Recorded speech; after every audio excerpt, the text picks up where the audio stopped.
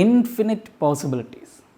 But Mammookka പറഞ്ഞു സിനിമയെക്കുറിച്ച് നമ്മൾ ഒരുപാടൊന്നും എക്സ്പെക്റ്റ് ചെയ്യരുത്, സിനിമയുടെ കഥ നമ്മൾ മനസ്സിൽ കാണാൻ നിൽക്കേണ്ട, ജസ്റ്റ് പോവുക, ഈ സിനിമ എൻജോയ് ചെയ്യുക.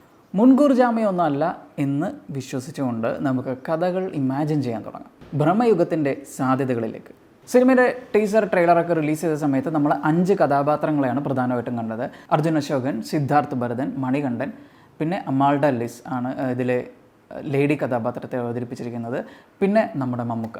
ഇനി ഇവരും ഈ സിനിമ മൊത്തവും നടക്കുന്നത് ഒരു മനയെ ചുറ്റിപ്പറ്റിയാണ്. അത്യാവശ്യം ക്ഷയിച്ച് ദ്രവിച്ച് വീഴാറായി നിൽക്കുന്ന ഒരു ഓൾഡ് മന. അവിടുത്തെ മെയിൻ ആൾ കുഞ്ചമൺ പോറ്റി അല്ലെങ്കിൽ കുഞ്ഞാമൻ പോറ്റി. എനിക്ക് വിക്കിപീഡിയയിൽ വായിച്ചപ്പോൾ കാസ്റ്റ് നെയിം വന്നപ്പോൾ അങ്ങനെ തോന്നി. പക്ഷെ കുഞ്ചമൺ പോറ്റിയെക്കുറിച്ചൊന്ന് പറയണം. നമ്മുടെ മലയാളക്കരയിൽ ഭൂതപ്രേത പിശാചുക്കളെയൊക്കെ ആവാഹിക്കാനും അല്ലെങ്കിൽ ദുർമന്ത്രവാദമൊക്കെ ചെയ്യാനും ഇവരെയൊക്കെ ഒഴിപ്പിക്കാനും ഒക്കെ പറ്റുന്ന പവർഫുൾ ആയിട്ടുള്ള ചില കഥാപാത്രങ്ങളുണ്ട്. ദുർമന്ത്രവാദത്തിലൂടെ ചാത്തനെ നേരിട്ട് വരുത്തിയ ആളാണ് കുഞ്ചമൺ പോറ്റി. നമുക്ക് ഏറ്റവും അറിയാവുന്ന ഒരു കഥാപാത്രമാണ് കടമറ്റത്ത് കത്തനാർ. കടമറ്റത്ത് കത്തനാരുടെ ഏറ്റവും അടുത്തൊരു സുഹൃത്ത് എന്ന് പറയാവുന്ന ഒരു വ്യക്തി കൂടിയാണ് കുഞ്ചമൺ പോറ്റി. അപ്പോൾ ആ ഒരു കഥാപാത്രത്തിന് വളരെയധികം ഇമ്പോർട്ടൻസ് ഉണ്ട് നമ്മുടെ മലയാളത്തിൽ. അപ്പോൾ കുഞ്ചമൺ പോറ്റി ഒരു ഐതിഹ്യമാണോ റിയൽ ആണോ, ഏതായാലും കുഞ്ചമൺ പോറ്റിയും പുള്ളിയുടെ ആ ഒരു ലെഗസിയൊക്കെ ഇപ്പോഴും പിന്തുടർന്ന് പോകുന്നു എന്ന് വിശ്വസിക്കപ്പെടുന്നവരും ഉണ്ട്. പക്ഷേ സിനിമയുടെ കാര്യത്തിലേക്ക് വരുമ്പോൾ ഇത് കുഞ്ചമൺ പോറ്റിയുടെ കഥയല്ല, അങ്ങനെ ഒരു പ്രതീക്ഷയോടെ വരണ്ട, ഇതൊരു ഫിക്ഷനാണ് എന്നാണ് ഇതിൻ്റെ ഡയറക്ടർ പറഞ്ഞിട്ടുള്ളത്. എഗെയിൻ ഡയറക്ടേഴ്സ് ഇത്തരത്തിലുള്ള സംഭവങ്ങളൊക്കെ പറഞ്ഞിട്ടുണ്ട്, പക്ഷേ അല്ലാതെയും വന്നിട്ടുണ്ട്. അപ്പോൾ മേ ബി നമ്മൾക്കറിയാത്ത കുഞ്ചമൺ പോറ്റിയുടെ ഒരു കഥയായിരിക്കാം ഈ സിനിമയിൽ പറയുന്നത്. ഏതായാലും നമുക്ക് ഡയറക്ടർ പറഞ്ഞതുപോലെ ഇത് കുഞ്ചമൺ പോറ്റിയുടെ കഥയല്ല, മറിച്ച് ആ ഒരു ലെഗസി അല്ലെങ്കിൽ അതിൽ നിന്ന് ഇൻസ്പയർ ആയിട്ട് ക്രിയേറ്റ് ചെയ്യപ്പെട്ട മറ്റൊരു കഥാപാത്രത്തിൻ്റെ കഥയായിട്ട് നമുക്ക് ഇമാജിൻ ചെയ്യാം. നമുക്ക് അങ്ങനെ മുന്നോട്ടേക്ക് പോകാം. ഈ സിനിമയിൽ വരുമ്പോഴത്തേക്കും Kunjamon Potti or Kunjaman Potti, okay whatever, എന്തായാലും പുള്ളിയുടെ പണി എന്ന് പറയുന്നത് ഈ പറഞ്ഞതുപോലെ തന്നെ മന്ത്രവാദം, പ്രേതപിശാചുക്കളെ ഒഴിപ്പിക്കൽ, അല്ലെങ്കിൽ മനോരോഗ ചികിത്സകൾ ചെയ്യൽ, അങ്ങനെയൊക്കെ ആവാനുള്ളൊരു സാധ്യത വളരെയധികമായിട്ട് കാണുന്നുണ്ട്. അങ്ങനെ ഒരു നിഗമനത്തിൽ എത്താനുള്ളൊരു കാരണം നമ്മുടെ അർജുൻ അശോകൻ അവതരിപ്പിക്കുന്ന കഥാപാത്രം തേവൻ എന്നാണ് പേര് വിക്കിപീഡിയയിൽ ഞാൻ കണ്ടത്. അപ്പോൾ തേവൻ അവിടേക്ക് വന്നു ചേരുന്നുണ്ട്. ഈ തേവൻ്റെ ഒരുപാട് എക്സ്പ്രഷൻസ് നമ്മൾ ട്രെയിലറിലും ടീസറിലും ഒക്കെ കണ്ടിട്ടുണ്ട്. പുള്ളി ഭയങ്കരമായിട്ട് പേടിക്കുന്നുണ്ട്. അതുമാത്രമല്ല പുള്ളിയെ ചങ്ങലക്കിട്ടിരിക്കുന്ന സീനും നമ്മൾ കാണുന്നുണ്ട്. അപ്പോൾ ഒരു പക്ഷേ തേവനൊരു മനോരോഗിയാണെങ്കിൽ, മനോരോഗിയെ ചികിത്സിക്കുന്ന ആളാണ് ഈ പോറ്റിയെങ്കിൽ, സ്വാഭാവികമായിട്ടും പുള്ളിയുടെ ജോലി അതാണെന്ന് നമുക്ക് അനുമാനിക്കാം. പക്ഷേ അതേസമയം തന്നെ മമ്മൂക്കയുടെ കഥാപാത്രം ഇരുന്ന് മന്ത്രവാദങ്ങൾ ചെയ്യുന്നുണ്ട്. അതും ഒരു ദുർമന്ത്രവാദം, ഒരു ആഭിചാരക്രിയ ചെയ്യുന്നത് പോലെ തന്നെയാണ് നമുക്ക് കാണാൻ സാധിക്കുന്നത്. കാരണം പശുവിൻ്റെ തലയൊട്ടി, പിന്നെ അതുപോലെ തന്നെ മറ്റു പല തലയൊട്ടികളും സംഭവങ്ങളും, ഒരുപാട് എഴുത്തോലകളും, ഒരുപാട് സംഭവങ്ങൾ, ഒരുപാട് സാമഗ്രികളൊക്കെ നിറഞ്ഞ പിന്നെ മന്ത്രവാദക്കളം അല്ലെങ്കിൽ അതുപോലെയുള്ള ചിത്രങ്ങളൊക്കെ വരച്ചിട്ടുള്ളത്. മമ്മൂക്കയുടെ തന്നെ പഴയൊരു സിനിമയുണ്ടല്ലോ അഥർവവേദം. അഥർവവേദത്തിലേക്ക് വരുമ്പോൾ ആ കണ്ടിട്ടുള്ളതുപോലെ തന്നെയുള്ള ഒരുപാട് ചിത്രങ്ങളൊക്കെ വരച്ചിട്ട് ഭിത്തിയിൽ വെച്ചിട്ടുള്ളതായിട്ട് നമ്മൾ കാണുന്നുണ്ട്. അപ്പോൾ എനിക്ക് തോന്നുന്നു അതിൻ്റെയൊക്കെ ഒരു ടോണിൽ ഒരു പേടിപ്പെടുത്തുന്ന മന്ത്രവാദങ്ങളൊക്കെ ചെയ്യുന്നൊരു വ്യക്തി തന്നെയാണ് ഇതിലെ മമ്മൂക്കയുടെ കഥാപാത്രം. അർജുൻ അശോകൻ്റെ കഥാപാത്രത്തിന് ഇവിടേക്കാരും കൊണ്ടുവന്നതായിട്ട് നമ്മൾ കാണുന്നില്ല, പകരം പുള്ളി അങ്ങോട്ടേക്ക് എത്തിച്ചേരുകയാണ്. ടീസറിൽ നമ്മൾ കാണുന്നുണ്ട് ഈ ഒരു ഡയലോഗൊക്കെ ഉണ്ടല്ലോ, കാലം എന്ന് പറയുന്നത് അതൊരു ഒഴുകുന്ന പുഴ പോലെയാണ്, മുന്നോട്ടോ പുറകോട്ടോ പോവാം. അപ്പോൾ ആ ഒരു സമയം തന്നെ അർജുൻ അശോകൻ്റെ കഥാപാത്രം ആ ഒരു ഇല്ലത്തേക്ക് എത്തിച്ചേരുന്നതായിട്ട് നമുക്ക് കാണാൻ പറ്റും. എനിവേ ടീച്ചറിൽ പറഞ്ഞ ഡയലോഗിനും ഒരു ഇമ്പോർട്ടൻസ് ഉണ്ട്. കാലം എന്ന് പറയുമ്പോൾ മുന്നോട്ടോ പുറകോട്ടോ പോകാമെന്ന്. അപ്പോൾ ഇത് മുന്നോട്ടേക്കാണോ പുറകോട്ടേക്കാണോ പോകുന്നതെന്ന് സിനിമ കാണുമ്പോൾ നമ്മളെ കൺഫ്യൂസ് ചെയ്യിപ്പിക്കാനുള്ളൊരു സാധ്യതയുണ്ട്. ഒരു ടൈം ട്രാവൽ എന്ന് പറയാൻ പറ്റില്ല, ഇറ്റ്സ് മോർ ലൈക്ക് എന്താ പറയുക, time slippage or something like that. It's complicated. Okay, അപ്പോൾ നമുക്ക് ആ രീതി പോകണ്ട, ഇങ്ങനെ പറയാം. അർജുൻ അശോകൻ്റെ കഥാപാത്രം അവിടെ എത്തിച്ചേരുമ്പോൾ പുള്ളി ആ മനയ്ക്ക് ഉള്ളിലേക്ക് കയറി കഴിയുമ്പോൾ നടക്കുന്നതെല്ലാം പാസ്റ്റിലെ കഥകളും കാണുന്നതെല്ലാം പാസ്റ്റിലെ കഥാപാത്രങ്ങളും ആവാനുള്ളൊരു സാധ്യതയും നമുക്ക് കാണാൻ പറ്റും. അതായത് പുള്ളി അവിടെ എത്തിച്ചേരുമ്പോൾ ആ മനയെന്ന് പറയുന്നത് നശിച്ചു കിടക്കുന്നൊരു മനയാണ്, അവിടെ ആൾക്കാരൊന്നുമില്ല. പക്ഷെ പുള്ളി അകത്തേക്ക് കയറി കഴിയുമ്പോഴത്തേക്കും അവിടെ ഉണ്ടായിരുന്ന കഥാപാത്രങ്ങളെയൊക്കെ പുള്ളി കാണുന്നുണ്ട്. മാത്രമല്ല പുള്ളി അവിടെ പെട്ടുപോവാണ്, പുള്ളിക്ക് അവിടെ നിന്ന് ഇറങ്ങാൻ പറ്റുന്നില്ല, ആ ഒരു അവസ്ഥയിലേക്ക് അകപ്പെട്ടു പോവുകയാണ് ചെയ്യുന്നത്. ടീസറിൽ കേട്ടതുപോലെ തന്നെയുള്ള ആ ഒരു സമയത്തിൻ്റെ ഒരു ട്രാവലിംഗ് നമുക്കവിടെ ഫീൽ ചെയ്യാൻ പറ്റും. എനിവേ നമുക്ക് അടുത്ത കഥാപാത്രത്തിലേക്ക് വരാം. സിദ്ധാർത്ഥ് ഭരതൻ അവതരിപ്പിക്കുന്ന കഥാപാത്രം. ആ മനയിലെ ഒരു ജോലിക്കാരനെ പോലെയാണ് എനിക്ക് ഫീൽ ചെയ്തത്. പുള്ളി അവിടുത്തെ പുറംപണികളൊക്കെ മെയിനായിട്ട് ചെയ്യുന്ന ഒരാളായിട്ടാണ് നമുക്ക് കാണാൻ സാധിക്കുന്നത്. മാത്രമല്ല അർജുൻ അശോകൻ്റെ കഥാപാത്രം ചെന്നിട്ട് പുള്ളിയോട് പറയുന്നുണ്ട്, നമ്മളോട് അകപ്പെട്ടു, നമുക്കിവിടുന്ന് രക്ഷപ്പെടണം, ജീവനും കൊണ്ട് രക്ഷപ്പെടണം എന്നൊക്കെ പറയുന്നുണ്ട്. എന്തുകൊണ്ട് സിദ്ധാർത്ഥ് ഭരതൻ്റെ കഥാപാത്രം അവിടെ ഓൾറെഡി നിൽക്കുന്നു, പുള്ളി എന്തുകൊണ്ട് അതിനെക്കുറിച്ച് ചിന്തിച്ചിട്ടില്ല എന്നുള്ളൊരു ഫാക്ടർ നമ്മൾ കൺസിഡർ ചെയ്യണം. പിന്നെയുള്ളത് മണികണ്ഠൻ അവതരിപ്പിക്കുന്ന കഥാപാത്രം. ആക്ച്വലി പുള്ളിയുടെ കഥാപാത്രം ഭയങ്കര മിസ്റ്ററിയാണ്. എന്താണ് പുള്ളി അവിടെ ചെയ്യുന്നതെന്ന് നമുക്ക് വ്യക്തമായിട്ട് അറിയില്ല. ബിക്കോസ് പുള്ളിയുടെ കൂടുതൽ വിഷ്വൽസ് ഒന്നും ഞാൻ കണ്ടില്ല. എനിക്ക് തോന്നുന്നു മമ്മൂക്കയുടെ ഒരു അസിസ്റ്റൻ്റ് ആയിട്ടുള്ളൊരു കഥാപാത്രമായിരിക്കും ഇതിലെ മണികണ്ഠൻ്റെ കഥാപാത്രം. അതൊരു ജസ്റ്റ് പോസിബിലിറ്റിയാണ്, അല്ലെങ്കിൽ ഒരു ഔട്ട്സൈഡർ ആയിരിക്കും. പിന്നെ ഒരു ലേഡി കഥാപാത്രം ഇതിൽ നമ്മൾ കാണുന്നുണ്ട്. പുള്ളിക്കാരി ഇങ്ങനെ ചുമ്മാ നടക്കുന്നത് മാത്രമാണ് നമ്മൾ കാണുന്നത്. ആ മനയെ ചുറ്റിപ്പറ്റിയും കാട്ടിലൂടെയൊക്കെ പുള്ളിക്കാരി നടക്കുന്നുണ്ട്. ഒരു പക്ഷേ ഈ സിനിമയിലെ ഫീമെയിൽ ഗോസ്റ്റ് ഒരു യക്ഷിയായിരിക്കണം അത്. Kalliyankattu Neeli or any other യക്ഷി. എന്തായാലും പുള്ളിക്കാരി ഇതിലൊരു യക്ഷി കഥാപാത്രമാവാനുള്ള സാധ്യത വളരെ വളരെ വളരെ കൂടുതലാണ്. നമുക്ക് മനസ്സിലാക്കാൻ സാധിക്കുന്നത് അർജുൻ അശോകൻ്റെ കഥാപാത്രം അവിടേക്ക് എത്തിച്ചേരുന്നു. എങ്ങനെ എത്തിച്ചേരുന്നു എന്നുള്ളതാണ് ഫസ്റ്റ് നമ്മൾ ആലോചിക്കേണ്ട മിസ്റ്ററി. ഇതിൽ അർജുൻ അശോകൻ്റെ കഥാപാത്രം ലേഡി കഥാപാത്രത്തിന് യക്ഷിയെ പിന്തുടരുന്നതായിട്ട് നമ്മൾ കാണുന്നുണ്ട്. അപ്പോൾ ഒരുപക്ഷെ അവരെ പിന്തുടർന്ന് ഈ ഒരു മനയിലേക്ക് എത്തിച്ചേരുന്നതായിരിക്കും. അങ്ങനെയാണെങ്കിൽ മമ്മൂക്കയുടെ കഥാപാത്രം പുള്ളിക്കാരിയെ ഉപയോഗിച്ചുകൊണ്ട് ഓരോ ആൾക്കാരെ അവിടെ എത്തിക്കുന്നുണ്ട് എന്ന് നമുക്ക് അനുമാനിക്കാം. ഇനി അതല്ലെങ്കിൽ അർജുൻ അശോകൻ ആ കാട്ടിലകപ്പെട്ടു, ഒറ്റക്കായി പോകുന്നു, വഴിതെറ്റിപ്പോകുന്നു, അല്ലെങ്കിൽ എന്തെങ്കിലും ഒരു കാര്യത്തിൽ നിന്ന് രക്ഷപ്പെടാനായിട്ടുള്ള ശ്രമമായിരിക്കാം. ചിലപ്പോൾ ഒരു മോഷണമായിരിക്കാം, അങ്ങനെ എന്തെങ്കിലും. അങ്ങനെയുള്ള രക്ഷപ്പെടാനുള്ള ശ്രമത്തിനൊടുവിൽ പുള്ളി ഇവിടേക്ക് എത്തിച്ചേരുന്നു. ഈ കാട്ടിലെ ഒരു മന കാണുന്നു. അപ്പോൾ മനയിലേക്ക് കയറി ചെല്ലുന്നു, അവിടെ പെട്ടുപോകുന്നു. മമ്മൂക്കയുടെ കഥാപാത്രം അർജുൻ അശോകൻ്റെ കഥാപാത്രത്തിനെ വെൽക്കം ചെയ്യുന്നുണ്ട്. പിന്നീട് ചങ്ങലയിൽ ബന്ധിക്കപ്പെടുന്നുണ്ട്. അത് സിനിമയുടെ തുടക്കത്തിലാണോ മിഡിലാണോ അതിന് അവസാനമാണോ എന്നുള്ളൊരു കാര്യം സിനിമ കാണുമ്പോൾ അറിയാൻ പറ്റുമായിരിക്കും. പക്ഷേ എങ്കിൽ ലെറ്റ്സ് ഗസ് അത് അവിടെ ചെന്ന് കഴിഞ്ഞപ്പോൾ പിന്നീട് അവിടെ നിന്ന് ഇറങ്ങാനുള്ളൊരു ശ്രമത്തിനിടയിൽ അർജുൻ അശോകൻ്റെ കഥാപാത്രത്തിനെ അവർ ചങ്ങലക്കിടുന്നതായിട്ട് നമുക്ക് ഇമാജിൻ ചെയ്യാം. ചങ്ങലക്കിടുന്നത് കൊണ്ട് നമുക്കതൊരു മനോരോഗിയാണെന്ന് പറയാൻ പറ്റില്ല. പക്ഷേ ഇൻ കേസ് ഒരു മനോരോഗിയാണ് പുള്ളിയെങ്കിൽ മമ്മൂക്ക പുള്ളിയെ ട്രീറ്റ് ചെയ്യാണ് ചെയ്യുന്നത്. അപ്പോൾ ചികിത്സയുടെ ഭാഗമായിട്ട് പതുക്കെ ചങ്ങലയിൽ നിന്ന് പുള്ളിയെ വേർപെടുത്തുന്നു, പുള്ളിയെ ഫ്രീ ആയിട്ട് അവിടേക്ക് ചുറ്റി നടക്കാനായിട്ട് അനുവദിക്കുന്നു. അതുകൂടാതെ രണ്ടുപേരും പകിട കളിക്കുന്നു. ഇതിൽ പകിടകളിയിലെ ആ ഒരു ഡയലോഗ് 3 തവണ ഇതിൽ റിപ്പീറ്റ് ചെയ്യുന്നുണ്ട്. എങ്ങനെ ആ കളിയിൽ ജയിക്കാം എന്നുള്ളത് ആണ് ഈ റിപ്പീറ്റ് ചെയ്യുന്ന കാര്യം. അപ്പോൾ ഒരു പക്ഷേ എങ്ങനെ അവിടെ നിന്ന് രക്ഷപ്പെടാം എന്നുള്ളതായിരിക്കും ഈ ഒരു ഡയലോഗിലുള്ളൊരു സൂചന. അപ്പോൾ ആ കളി ജയിക്കുന്നതിലൂടെ, അല്ലെങ്കിൽ ആ കളി ജയിക്കുന്ന അതേ മെത്തേഡ് ഉപയോഗിച്ചുകൊണ്ട് ആ ഒരു മനയിൽ നിന്ന് രക്ഷപ്പെടാൻ സാധിക്കുകയുള്ളൂ. ആ ഒരു ടെക്നിക്ക് ഉപയോഗിച്ചുകൊണ്ട് ഇവിടെ നിന്ന് അയാൾ രക്ഷപ്പെടുന്നുണ്ട്. ഇതിനിടയിലൂടെ ഈ പറഞ്ഞ കുഞ്ചമൻ പോറ്റിയുടെ കഥ നമ്മൾ കാണുന്നുമുണ്ട്. Anyway there is a catch. Bhoothakaalam എന്ന് പറയുന്ന സിനിമ കണ്ടപ്പോൾ എനിക്ക് തോന്നിയൊരു കാര്യമുണ്ട്, അതിൻ്റെ ഒരു ബ്രില്യൻസ്. അതായത് ഈ സിനിമയിൽ യഥാർത്ഥത്തിൽ പ്രേതമുണ്ട് എന്നും നമുക്ക് കരുതാം. അതല്ല, ആ അമ്മയുടെയും മകൻ്റെയും മനസ്സിൽ തോന്നിയൊരു വിഭ്രാന്തി മാത്രമായിരുന്നു അത് എന്നും നമുക്ക് കരുതാം. ഇവിടെയും നമുക്ക് അങ്ങനൊരു സാധ്യത കണക്കുകൂട്ടാൻ പറ്റും. ഒരു പക്ഷേ അർജുൻ അശോകൻ അവതരിപ്പിക്കുന്ന കഥാപാത്രത്തിൻ്റെ മനസ്സിൽ നടക്കുന്ന ഭ്രമകൽപ്പനകളായിരിക്കാം ഈ സിനിമയിലൂടെ നമ്മൾ കാണുന്നത്. ഇനി അതല്ലെങ്കിൽ ഇവിടെ ആക്ച്വലി പ്രേതമുണ്ട്, മമ്മൂക്ക ഇതിൽ വില്ലനാണ്, പുള്ളി ചെയ്യുന്ന ആഭിചാര ക്രിയകളുടെ ഭാഗമായിട്ടാണ് ഇതെല്ലാം സംഭവിക്കുന്നത്. അപ്പോൾ അങ്ങനെയും ആകാം. അപ്പോൾ ഞാൻ നേരത്തെ പറഞ്ഞതുപോലെ ഒരുപാട് പോസിബിലിറ്റീസ് നമുക്ക് കാണാൻ പറ്റും. എനിക്ക് തോന്നിയിട്ടുള്ള ഒരു 5 വിയേർഡ് പോസിബിലിറ്റീസ് നമുക്ക് നോക്കാം. നമ്പർ 1, എല്ലാവരും പ്രേതങ്ങളാണ്. ട്രെയിലറിൽ പകിടകളെ കാണിക്കുന്ന സമയത്ത് മമ്മൂക്കയുടെ ഒരു ഡയലോഗുണ്ട്, മുങ്ങിത്താഴുമ്പോൾ പകിട തന്നെയാണ് നല്ലത്. ആ ഒരു സമയത്ത് മരിച്ച ഒരു ആൾ കുളത്തിൽ പൊങ്ങിക്കിടക്കുന്നത് നമുക്ക് കാണാൻ പറ്റും. എനിക്കത് കണ്ടിട്ട് മമ്മൂക്കയുടെ കഥാപാത്രം ആവാനുള്ള സാധ്യതയാണ് കൂടുതലും തോന്നിയത്. സോ പുള്ളി അത് പറയുമ്പോൾ അതിൽ ഒരു സാധ്യതയുണ്ട്. പുള്ളി അത് പുള്ളിയുടെ മെമ്മറിയിൽ നിന്ന്, അല്ലെങ്കിൽ പുള്ളിയുടെ ഒരു എക്സ്പീരിയൻസിൽ നിന്ന്, അല്ലെങ്കിൽ പുള്ളിക്ക് സംഭവിച്ചൊരു ഇൻസിഡൻറ്റിനെ ഓർത്ത് പറയുന്നത് പോലെയാണ് എനിക്ക് തോന്നിയത്. അപ്പോൾ അങ്ങനെയാണെങ്കിൽ അദ്ദേഹം മരിച്ചു. ഈ പറയുന്ന മമ്മൂക്കയുടെ കഥാപാത്രം ഇപ്പോൾ ജീവനോടെ ഇല്ല.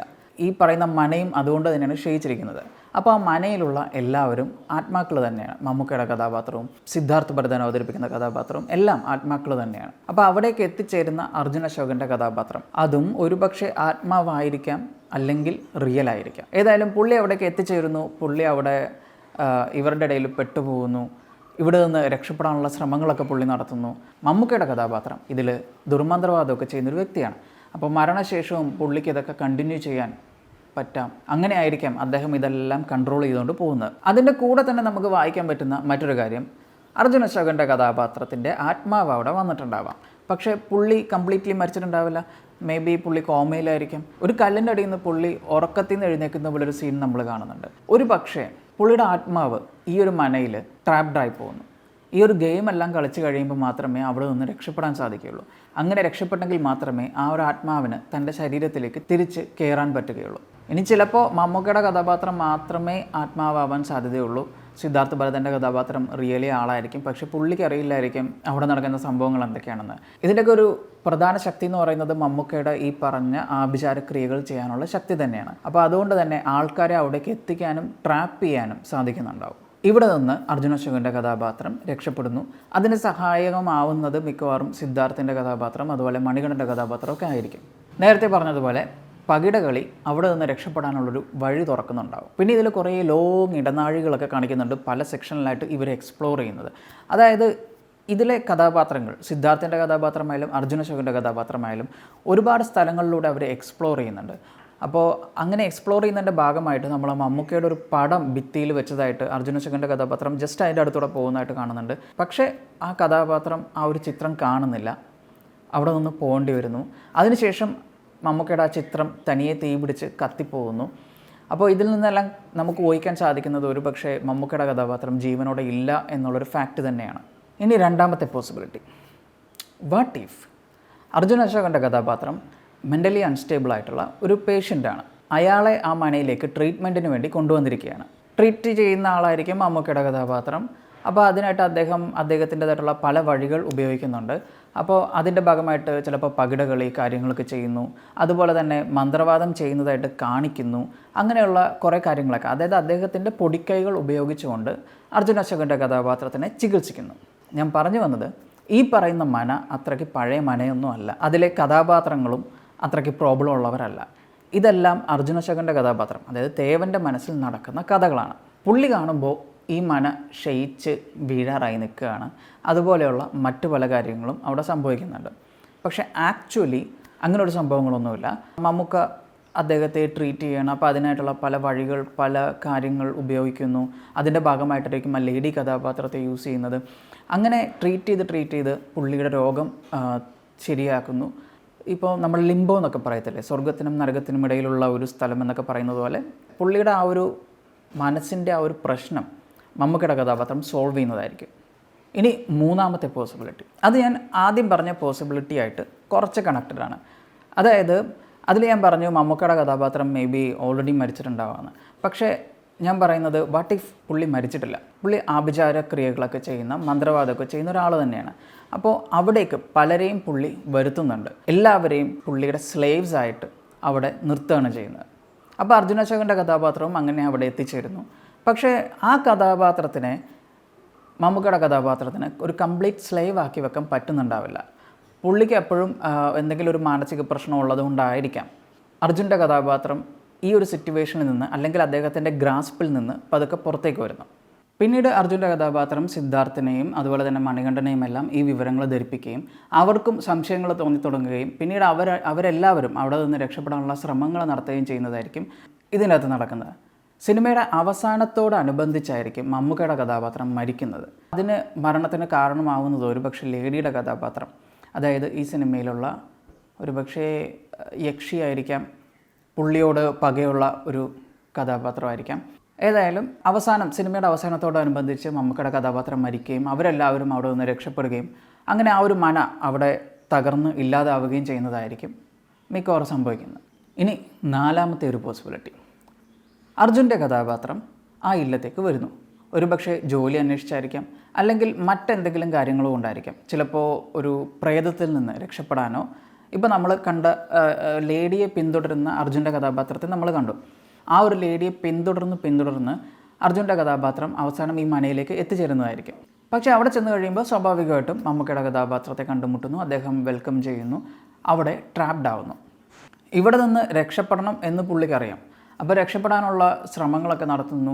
അതിൻ്റെ ഭാഗമായിട്ട് മറ്റു പലരുടെയും സഹായങ്ങളൊക്കെ തേടുന്നു. പക്ഷേ ഇവിടുത്തെ ട്വിസ്റ്റ് എന്തെന്ന് വെച്ചാൽ, ഇവിടെ നിന്ന് അർജുൻ്റെ കഥാപാത്രം രക്ഷപ്പെടുന്നില്ല. മറിച്ച് ജസ്റ്റ് ഇമാജിൻ, സിദ്ധാർത്ഥൻ്റെ കഥാപാത്രം ആണ് ഇവിടെ നിന്ന് രക്ഷപ്പെടുന്നത്. അർജുൻ ഒരുപാട് ഇൻഫർമേഷൻസ് ഇവിടെ നിന്ന് മനസ്സിലാക്കുന്ന കാര്യങ്ങളെല്ലാം സിദ്ധാർത്ഥിനെ പറഞ്ഞ് മനസ്സിലാക്കിപ്പിക്കുന്നു. അപ്പോൾ അതിൻ്റെ ഭാഗമായിട്ട് സിദ്ധാർത്ഥും അവിടെ നിന്ന് രക്ഷപ്പെടാനുള്ള വഴികൾ അന്വേഷിക്കുകയാണ്. പക്ഷേ അർജുൻ്റെ കഥാപാത്രത്തിനെ ആണ് മമ്മൂക്കയുടെ കഥാപാത്രം ഫോക്കസ് ചെയ്തിരിക്കുന്നത്. അപ്പോൾ അതുകൊണ്ട് തന്നെ അർജുൻ്റെ കഥാപാത്രത്തിന് അവിടെ നിന്ന് രക്ഷപ്പെടാൻ പറ്റുന്നില്ല. പക്ഷേ ഈ ഒരു സമയം കൊണ്ട് കുറച്ച് ഗ്യാപ്പ് കിട്ടുമ്പോൾ നമ്മുടെ സിദ്ധാർത്ഥൻ്റെ കഥാപാത്രം അവിടെ നിന്ന് രക്ഷപ്പെടുന്നു. പിന്നീട് സിദ്ധാർത്ഥൻ്റെ കഥാപാത്രം എന്താണോ ചെയ്തുകൊണ്ടിരുന്നത് ആ ഒരു ജോലി ഇനി അർജുൻ്റെ കഥാപാത്രത്തിൻ്റെ, അതായത് തേവൻ്റെ കയ്യിലേക്ക് വരികയാണ്. പിന്നീട് ഇനി നെക്സ്റ്റ് ഒരു ഇരയ്ക്ക് വേണ്ടിയുള്ളൊരു കാത്തിരിപ്പായിരിക്കാം. അങ്ങനെ അതൊരു ലൂപ്പ് പോലെ പോകുന്നൊരു സംഭവമാവാനുള്ളൊരു സാധ്യതയും നമുക്ക് കാണാൻ പറ്റും. ഇനി മറ്റൊരു വിയേർഡ് പോസിബിലിറ്റി, സാധ്യത വളരെ കുറവാണ് എങ്കിലും എനിക്ക് വളരെ ഇൻട്രസ്റ്റിംഗ് ആയിട്ട് തോന്നിയിട്ടുള്ളൊരു തിയറിയാണ്. അതായത് അർജുൻ്റെ കഥാപാത്രം പേഷ്യൻ്റ് തന്നെയാണ്. അപ്പോൾ പുള്ളിയുടെ മനസ്സിലാണ് ഈ സംഭവങ്ങൾ മുഴുവൻ നടക്കുന്നത്. സിനിമയുടെ ക്ലൈമാക്സ് ആകുമ്പോൾ ഒബ്വിയസ്ലി നമുക്കറിയാം അങ്ങനെ ഒരു അസുഖം ഉണ്ടെങ്കിൽ അത് മാറണമല്ലോ. അപ്പോൾ അങ്ങനെ അസുഖം മാറുന്നു. അപ്പോൾ ഈ സിനിമ പോകുന്നത് ഒരു ഗ്രേ ടോണിലാണ്, ഒരു ബ്ലാക്ക് ആൻഡ് വൈറ്റ് സ്റ്റൈലിലാണ് പോകുന്നത്. സിനിമ അവസാനിക്കുമ്പോഴത്തേക്കും ആ ഒരു ബ്ലാക്ക് ആൻഡ് വൈറ്റിൽ നിന്ന് മാറി പതുക്കെ കളറിലേക്ക് വരുന്നു. ജസ്റ്റ് ഇമാജിൻ, ഓക്കെ, കളറിലേക്ക് വരുമ്പോഴത്തേക്കും ഈ കഥ നടക്കുന്നത് പഴയ ഈ മനയിലൊന്നുമല്ല, മറിച്ച് ഇപ്പോഴത്തെ പ്രസൻറ്റ് വേൾഡിലാണ്. പ്രസൻറ്റ് വേൾഡിൽ ഒരു മെൻ്റൽ ഹോസ്പിറ്റലിലായിരിക്കാം ഈ കഥ നടക്കുന്നത്. അപ്പോൾ അവിടുത്തെ പേഷ്യൻ്റാണ് അർജുൻ അശോകൻ്റെ കഥാപാത്രം. അർജുൻ അശോകൻ്റെ കഥാപാത്രം ഒരുപക്ഷെ ഈ പറഞ്ഞ കുഞ്ചമൺ പോറ്റിയെ പറ്റിയും മറ്റും ഒരുപാട് പഠിക്കുകയും കാര്യങ്ങളൊക്കെ ചെയ്യുകയൊക്കെ ചെയ്ത് പതുക്കെ പുള്ളിയുടെ മാനസികാവസ്ഥയെ വരെ അത് ബാധിക്കുന്നുണ്ടാവാം. അപ്പോൾ അങ്ങനെ വന്ന് അതിൻ്റെ ഭാഗമായി ട്രീറ്റ്മെൻറ്റിലൂടെയൊക്കെ പോകുമ്പോൾ പുള്ളിയുടെ മനസ്സിലായിരിക്കും ഈ കഥകൾ മുഴുവനും നടക്കുന്നത്. ഇനി അതിൻ്റെ കൂടെ തന്നെ ചിലപ്പോൾ പുള്ളി കാണുന്ന ഈ കഥാപാത്രങ്ങളൊക്കെ പുള്ളിയെ ട്രീറ്റ് ചെയ്യുന്നവരും ചുറ്റും ഉണ്ടായിരുന്നവരും ആയിരിക്കാം. ഒരുപക്ഷെ മമ്മൂക്ക അർജുനെ ട്രീറ്റ് ചെയ്യുന്ന ഡോക്ടറായിരിക്കാം, അതുപോലെ തന്നെ ലേഡി നേഴ്സായിരിക്കാം, സിദ്ധാർത്ഥ അറ്റൻഡറായിരിക്കാം, മണികണ്ഠൻ മറ്റെന്തെങ്കിലും കഥാപാത്രമായിരിക്കാം. എനിവേ, ഞാൻ പറഞ്ഞു വന്നത് ഈ ഒരു പ്രസൻറ്റിൽ നടക്കുന്ന കഥയായിരിക്കാം ഒരുപക്ഷെ ഇത്. അർജുൻ്റെ കഥാപാത്രം സ്റ്റഡി ചെയ്ത് ചിലപ്പോൾ മെൻ്റലി അൺസ്റ്റേബിളായി പോയതായിരിക്കാം, അല്ലെങ്കിൽ എന്തെങ്കിലും ഒരു മന്ത്രം ട്രൈ ചെയ്ത് മെൻ്റലി അൺസ്റ്റേബിളായി പോയതായിരിക്കാം. അപ്പോൾ ഈ പറഞ്ഞ ഡോക്ടർ അദ്ദേഹത്തിൻ്റെ രീതിയിൽ ട്രീറ്റ് ചെയ്യുന്നതായിരിക്കാം. ഇതെല്ലാം അർജുൻ്റെ കഥാപാത്രം കാണുന്നത് നേരെ ആ ഒരു പഴയ മനയിലായിട്ട്. മണിച്ചിത്രത്താഴ് സിനിമയിലേക്ക് വരുമ്പോൾ അതിൽ നാഗവല്ലി കാണുന്ന രംഗങ്ങളെന്ന് പറയുന്നത് പഴയ കൊട്ടാരവും രാജാവും ചട്ടിയും കലമൊക്കെയാണ്. പക്ഷേ നമ്മളതൊന്നും കാണുന്നില്ല, കാരണം പ്രസൻറ്റ് വേൾഡിൽ അങ്ങനൊരു സംഭവമില്ല. പക്ഷേ നാഗവല്ലിക്ക് ഇതെല്ലാം വിഷ്വലൈസ് ചെയ്യാൻ പറ്റുന്നുണ്ട്. അങ്ങനൊരു സംഭവം നമ്മൾ ആ സിനിമയിൽ കണ്ടിട്ടുണ്ട്, ഇല്ലേ? അപ്പോൾ അതുപോലെ തന്നെ അർജുൻ്റെ കഥാപാത്രവും കാണുന്നത് പഴയ സംഭവങ്ങളൊക്കെ ആയിരിക്കാം. അദ്ദേഹം കാണുന്ന ആ മെൻ്റൽ ഹോസ്പിറ്റൽ ചിലപ്പോൾ മനയായിട്ടായിരിക്കും കാണുന്നത്. ആ നീണ്ട ഇടനാഴികളൊക്കെ ഹോസ്പിറ്റലിലുള്ള വലിയ ഹാള് തന്നെയായിരിക്കാം. ഏതായാലും അർജുൻ്റെ അവസ്ഥ അറിഞ്ഞുകൊണ്ട് അദ്ദേഹത്തെ കൊണ്ട് ചിലപ്പോൾ പഴയ ഗെയിംസ്, പകിടയോ അല്ലെങ്കിൽ അതുപോലെയുള്ള സംഭവങ്ങളോ ഒക്കെ കളിപ്പിച്ചുകൊണ്ടൊക്കെ ഉള്ള ട്രീറ്റ്മെൻറ്റൊക്കെ നടത്തുന്നതായിരിക്കാം മമ്മൂക്കയുടെ കഥാപാത്രം ചെയ്യുന്നത്. ഇതൊക്കെ റിവീൽ ചെയ്യുന്നത് ഒരു പക്ഷേ ക്ലൈമാക്സിലായിരിക്കും. എനിവേ, ഇതിനുള്ളൊരു സാധ്യത വളരെ കുറവാണ്. പക്ഷേ ആരെന്നെങ്കിലും രസമുണ്ട്, കുറച്ച് ഇൻട്രസ്റ്റിംഗ് ആയിട്ടുള്ളൊരു സംഭവമായിട്ട് എനിക്ക് ഫീൽ ചെയ്തു. ഞാൻ ഈ പറഞ്ഞ സാധ്യതകൾക്കെല്ലാം അവിടെ ഇവിടെയൊക്കെ ആയിട്ട് കുറച്ച് കണക്ഷൻസൊക്കെ ഉണ്ട്. പക്ഷേ ഈ പറഞ്ഞതുപോലെ തന്നെ മമ്മൂക്കയുടെ കഥാപാത്രം എന്തൊക്കെയാണെങ്കിലും ദുർമന്ത്രവാദമൊക്കെ ചെയ്യുന്ന, ആഭിചാരക്രിയകളൊക്കെ ചെയ്യുന്ന, പ്രേതഭൂതങ്ങളൊക്കെ ആവാഹിക്കാൻ കഴിയുന്ന, അതുപോലെ തന്നെ ഒരു പക്ഷേ ഈ പറഞ്ഞതുപോലെ തന്നെ ജീവനുള്ള മനുഷ്യരെ പോലും കൺട്രോൾ ചെയ്യാൻ പറ്റുന്ന അതിശക്തനായിട്ടുള്ള ഒരു കഥാപാത്രമായിരിക്കും. ഒരു വില്ലനാവാൻ എന്തുകൊണ്ടും പറ്റുന്ന ഒരു കഥാപാത്രം. ഇതിലെ ഒരു വില്ലനായിട്ട് തന്നെയാണ് എനിക്ക് ഇതുവരെ അറിയാവുന്നിടത്തോളം മമ്മൂക്ക കാണിക്കുന്നത്. അതുമാത്രമല്ല, ട്രെയിലറിൽ അദ്ദേഹത്തിൻ്റെ ആ ഒരു പേടിപ്പിക്കുന്ന ചിരി സംഭവങ്ങളൊക്കെ നമ്മൾ കാണുന്നുണ്ട്. അടിപൊളിയാണ്. പക്ഷേ അർജുൻ്റെ കഥാപാത്രത്തിന് അവിടെ നിന്ന് രക്ഷപ്പെടാൻ സാധിക്കുന്നുണ്ടെങ്കിൽ എന്തെങ്കിലും ഒരു പ്രത്യേകത പുള്ളിയുടെ കഥാപാത്രത്തിന് ഉണ്ടാവും. ഇനി സിനിമയെക്കുറിച്ച് എനിക്ക് ഏറ്റവും പ്രതീക്ഷയുള്ള മറ്റൊരു കാര്യം എന്ന് പറയുന്നത് TD രാമകൃഷ്ണൻ. അദ്ദേഹത്തിൻ്റെ ഫ്രാൻസിസ് എട്ടിക്കോര വായിച്ച് ഞാൻ അന്തം വിട്ടിരുന്നു പോയിട്ടുണ്ട്. അത്രയും ബിലീവബിലിറ്റി ക്രിയേറ്റ് ചെയ്യുന്ന, അത്രയും റിയലിസ്റ്റിക് ആയിട്ട്, അതായത് റിയൽ ഇൻസിഡൻസിനെയും ഫിക്ഷനെയൊക്കെ മിക്സ് ചെയ്തിട്ട് ഒരു നോവൽ എഴുതുക എന്ന് പറയുന്നത്, അതും മലയാളത്തിൽ, ഒരുപാട് പ്രതീക്ഷയുണ്ട്. അപ്പോൾ അദ്ദേഹം ഇതിലൊരു പാർട്ടാണെന്നുള്ളതുകൊണ്ട്. അതുകൊണ്ട് തന്നെ ഇത് കുഞ്ചമൺ പോറ്റിയുടെ യഥാർത്ഥ കഥയാണെങ്കിലും, ഇനി അതല്ല അതിൽ നിന്നൊക്കെ ഇൻസ്പയർ ചെയ്തിട്ട് മറ്റൊരു കഥയാണെങ്കിലും നമ്മളെ പിടിച്ചിരുത്താൻ പറ്റുന്ന ഒരു കഥ തന്നെയായിരിക്കും. ഇപ്പോൾ ഭൂതകാലം സിനിമയിലെ ക്ലൈമാക്സ് മതി, ആ ഒരു ഒറ്റ സെക്ഷൻ മതി നമ്മളെ ശരിക്കും പേടിപ്പിക്കാൻ. ഞാനൊക്കെ അത് കണ്ട് പേടിച്ചതാണ്. അപ്പോൾ ഈ സിനിമയിലും അങ്ങനെ ഒരു കുഞ്ഞ് സെക്ഷൻ മതി. ബാക്കിയുള്ളൊരു സെക്ഷൻസൊക്കെ നോർമലി പോയാൽ പോലും എനിക്ക് ഉറപ്പുണ്ട് എന്തായാലും നമ്മളെ കുറച്ചെങ്കിലും അത് പേടിപ്പിക്കും. ഇതൊരു സംഭവമായിരിക്കും, ബ്ലാക്ക് ആൻഡ് വൈറ്റിൽ നിർമ്മിച്ച ഒരു കളർഫുൾ സംഭവം. കൂടുതൽ ഇൻഫർമേഷൻസ് ഒന്നും എനിക്ക് ട്രെയിലറിൽ നിന്ന് അങ്ങനെ ഗ്രാസ്പ് ചെയ്തെടുക്കാൻ പറ്റിയിട്ടില്ല. അപ്പോൾ അതുകൊണ്ടാണ് എനിക്ക് കിട്ടിയിട്ടുള്ള കുറച്ച് വേഗ ഐഡിയാസ് വെച്ചിട്ട് കുറച്ച് സിമ്പിൾ എന്താ പറയുക തീംസ് ഞാൻ ക്രിയേറ്റ് ചെയ്തിട്ടുള്ളത്. അപ്പോൾ ഇതൊന്നും ആയിരിക്കില്ല സിനിമ അല്ലെങ്കിൽ കഥ എന്ന് ഞാൻ പ്രതീക്ഷിക്കുന്നു, ആഗ്രഹിക്കുന്നു. അപ്പോൾ നിങ്ങൾക്കും ഇത്തരത്തിലുള്ള എന്തെങ്കിലും തിയറീസോ ഐഡിയാസോ ഒക്കെ തോന്നുന്നുണ്ടെങ്കിൽ ജസ്റ്റ് കമൻറ്റിൽ പറയുക. So thanks for watching this video. Video ഇഷ്ടപ്പെട്ടാൽ ലൈക്ക് ചെയ്യുക, ഷെയർ ചെയ്യുക, ചാനൽ സബ്സ്ക്രൈബ് ചെയ്യുക.